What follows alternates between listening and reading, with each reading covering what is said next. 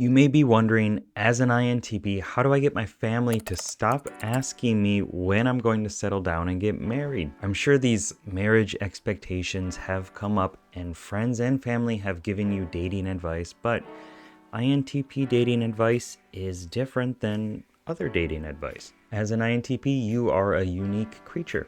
You have a strong sense of identity and independence. You like to be free to explore new ideas, and you find it difficult when others try to impose their views on you. And we all have these difficulties in some way, but for you as an INTP, it's a bit stronger. And you think a lot about the cause and effect of all these different nodes within the system.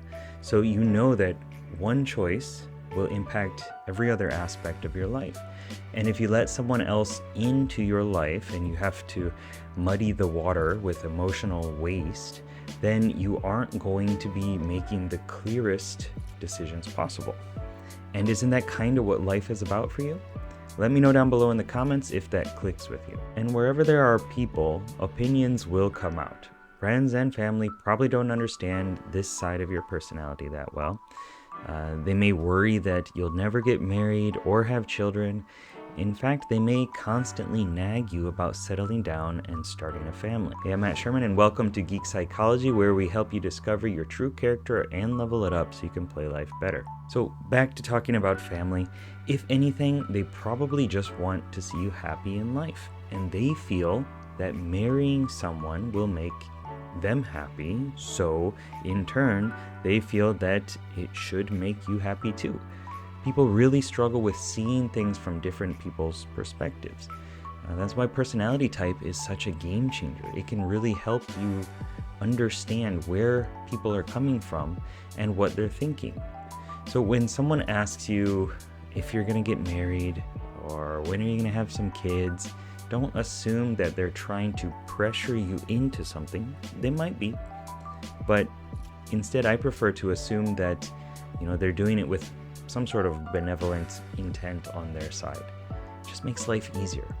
So instead, ask yourself why they might be asking the question and listen openly while they explain their perspective on things. And that doesn't mean that you need to believe it. That doesn't mean that you need to take it in and follow through with whatever their opinions are or advice, but just kind of work on staying open a little bit. And the truth is, marriage isn't for everyone. Even if society says it should be, and if it isn't for you, then it's important for you and your family members and your friends to respect that decision. You got to respect it within yourself too. They don't have to know everything about why exactly marriage isn't right for you. They just need to hear it from your mouth. This is what makes me happy, and this is what I'm going to do. So tell them. You don't need to give in to their whims or anything like that. Just say this is what it is. If you stop giving them things to fight with, or opinions about it or anything like that. This is how I feel about it. This is what I'm going to do. And just keep repeating that. Then there's not much other people can do, right? There's nothing to argue with. Your dominant function, introverted thinking, TI, is kind of like a scientist. I call it the analyzing adept. It's interested in detached analysis, precise thought, understanding information, finding holes in logic, and following its own rules, right? So until marriage makes sense within that frame, it's difficult for you to see how it would be fulfilling. This is especially true when you're young. Maybe you're pushing back against your extroverted feeling a lot more with a lot more fervor. And in those cases, you might feel that marriage is just something that other people do. And if they could just explain it clearly to you, then maybe it would make sense. Right? But it's just kind of part of the journey, and also remember, it is not for everybody. That's okay. I do want to say though that there are many benefits and struggles too that come from dealing with your inferior function, which we'll talk a little bit about soon. So from my own INFP perspective, with extroverted thinking as my inferior function, my life has improved so much by including more organization, strategy, and planning, a little bit of logic into my day-to-day life. They're not natural strengths for me, right? They're hard for me to do. It struggles to do them well, that's for sure. and they take up a lot of my energy. They take me away from doing the introverted feeling, kind of emotional self-discovery identity stuff that I like to do. But there are benefits. By doing those things, I'm able to create a structure for my life so that I'm able to do the stuff that I want to do.